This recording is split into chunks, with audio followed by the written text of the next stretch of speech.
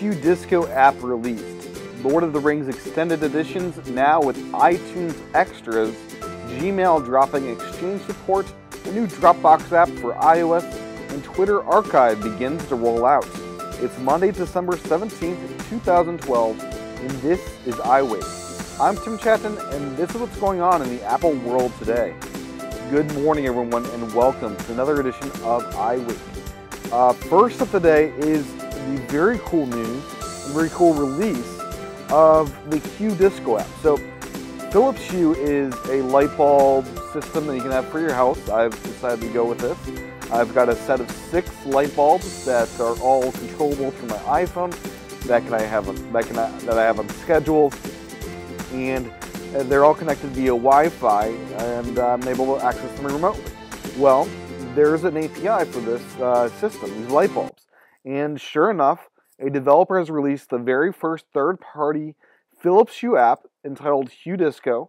Right now, what it does is it listens to your iPhone's microphone and changes the lights to react to music to create a cool environment with you doing that. Has a strobe effect you can turn on or off, and they're going to be adding additional features in the future, and even a pro app and other apps are on their way. But this is very exciting news, as this is the first of what will be many light-enhancing apps.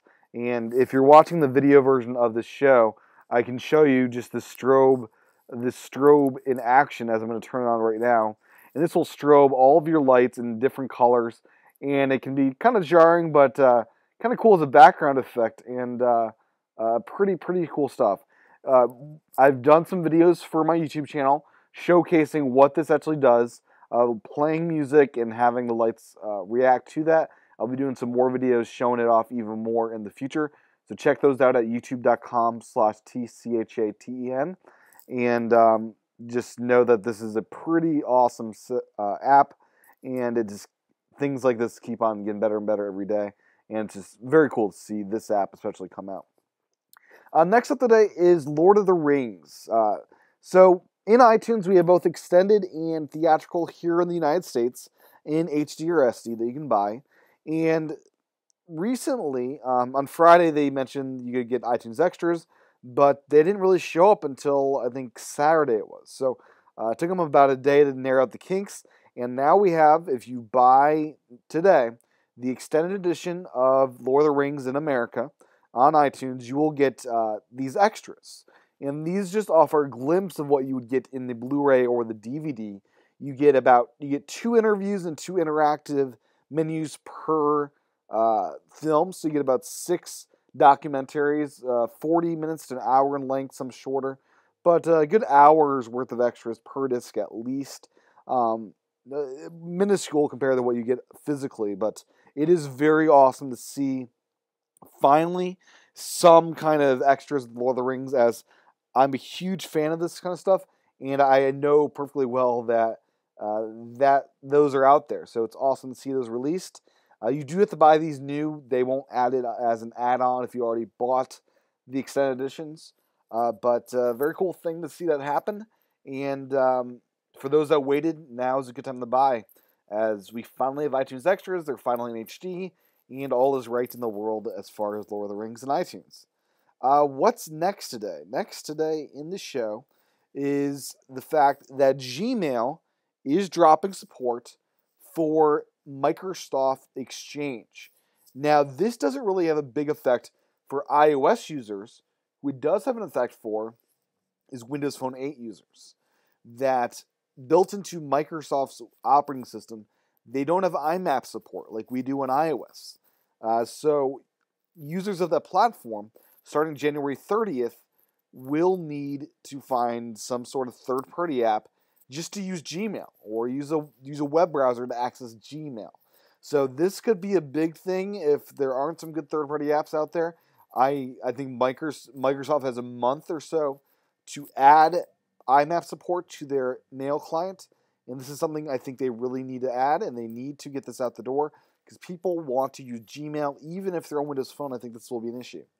So no more Exchange support. IMAP is all you get, or you could use a Gmail-specific app. So next up today is a new app from Dropbox for iOS. So the app is out now.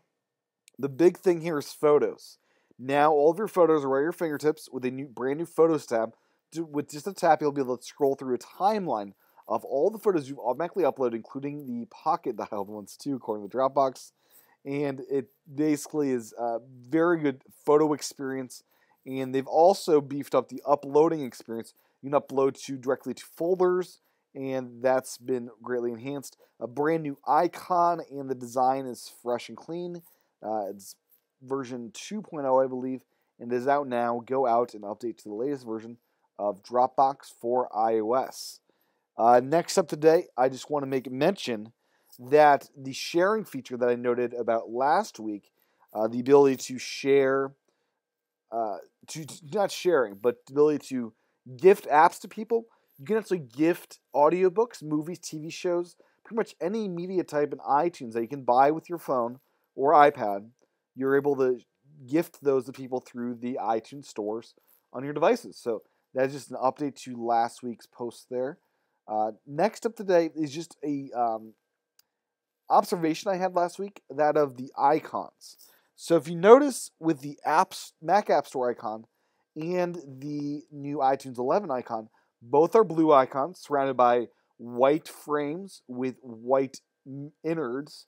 And this just popped out to me that these are very much related apps and very much related now in app design as well. So this is kind of a cool thing that I noticed and something that you might find interesting as well. Next up today is A&E debuting a brand new app for video streaming on iPad. So this gives you the ability to stream apps for A&E content such as Storage Wars, Duck Dynasty, The First 48. No AirPlay compatibility is found in this app, and you're also going to find streaming apps now for the History Channel Lifetime. Those are also out, and it seems that streaming video apps are everywhere these days. And last up today is that of the new Twitter archive.